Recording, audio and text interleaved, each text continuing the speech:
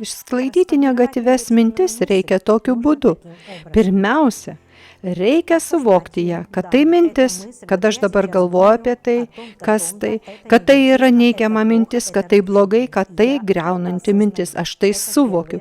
Tai pirmas etapas. Antras etapas yra, kad tai neigiama mintis. Ji egzistuoja matricos sistemoje, bet ji nėra mano. Aš nesu sistema. Aš esu kūrėjas. Aš pats kuriu savo tikrovę. Ir aš pats turiu pilną teisę atsisakyti šios minties.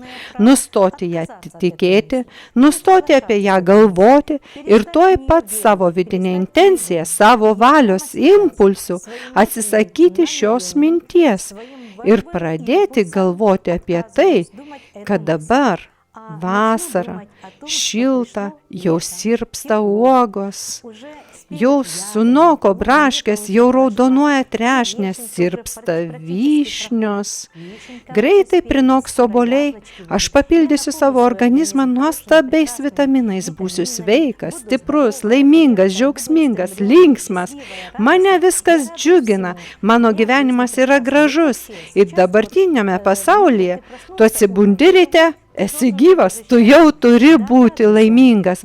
Taip, reikia būti laimingu tuo, kas yra ir tenkintis mažu, bet visada siekti kažko didelio ir puikaus.